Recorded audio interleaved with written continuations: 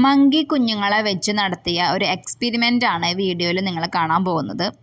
ശാസ്ത്രജ്ഞന്മാർ അറ്റാച്ച്മെൻറ്റ് തിയറിയാണ് അല്ലെങ്കിൽ അതുപോലെ റിലേറ്റ് ചെയ്ത കുറച്ച് കാര്യങ്ങൾ ഒബ്സർവ് ചെയ്യുന്നതിന് വേണ്ടിയിട്ടാണ് ഇങ്ങനെ ഒരു എക്സ്പെരിമെൻ്റ് നടത്തിയത്.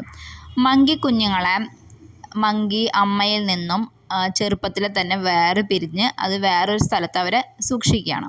അതിനുശേഷം ഇവർക്ക് 2 മങ്കി രൂപങ്ങൾ ഉണ്ടാക്കി കൊടുക്കുകയാണ്. ഒന്ന് കമ്പികൾ കൊണ്ടുണ്ടാക്കിയ ഒരു രൂപം, അവിടെ പോയാൽ അതിന് ഫുഡ് കിട്ടും, പക്ഷെ അതിനൊരു കംഫർട്ട് ഫീൽ ചെയ്യാൻ പറ്റില്ല. മറ്റൊന്ന് തുണി കൊണ്ട് പൊതിഞ്ഞ ഒരു മങ്കി രൂപം. സോ അത് ഒറിജിനൽ മങ്കി അല്ല, ഒരു രൂപം മാത്രമാണ്. അവിടെ പോയാലും അതിന് കംഫർട്ടബിളായിട്ട് ഇരിക്കാൻ പറ്റും, അതിന് ഫുഡ് കിട്ടുന്നുണ്ട്. നമ്മൾ വിചാരിക്കുന്നത് മൃഗങ്ങൾക്ക് ഫുഡാണ് മെയിനായിട്ട് കിട്ടേണ്ടത് എന്നായിരിക്കാം, അല്ലെങ്കിൽ നമ്മൾ അവരുടെ ഒരു ഇമോഷണൽ സൈഡ് മനസ്സിലാക്കിയിട്ടുണ്ടോ എന്ന് എനിക്കറിയില്ല. പക്ഷേ ഈ ഒരു വീഡിയോസിലൂടെ നമുക്ക് മനസ്സിലാക്കാൻ സാധിക്കുന്നത് ഈ മങ്കി കുഞ്ഞുങ്ങളെ പേടിപ്പിക്കുകയാണ് ശാസ്ത്രജ്ഞന്മാർ.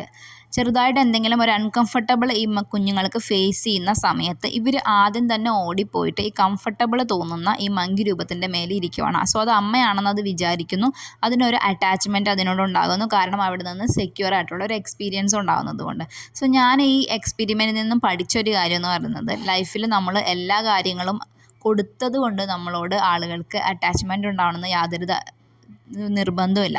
മറിച്ച് അതൊരു വൈകാരികമായുള്ള ഒരു അടുപ്പം, നമുക്ക് അവരുമായിട്ടുള്ള കംഫർട്ടായിരിക്കുക, ഒരു ഇമോഷണൽ റിലേഷൻഷിപ്പ് ഉണ്ടാകുമ്പോൾ മാത്രമാണ് അവിടെ നമ്മളുമായിട്ട് മനുഷ്യന്മാർ കണക്ട് ചെയ്തിരിക്കുന്നത്. അത് ഏതൊരു റിലേഷൻഷിപ്പിലും അങ്ങനെയാണ്. നമ്മൾ ആവശ്യമുള്ളതെല്ലാം മേടിച്ചു കൊടുത്തത് കൊണ്ട് മക്കൾ നമ്മളെ സ്നേഹിക്കണമെന്ന് യാതൊരു നിർബന്ധമില്ല. ഇമോഷണൽ ലെവലിൽ മാനസികമായിട്ടുള്ള രീതിയിലും അവർക്ക് ആവശ്യമായിട്ടുള്ള എല്ലാ കാര്യങ്ങളും നമ്മൾ കൊടുക്കേണ്ടതുണ്ട്.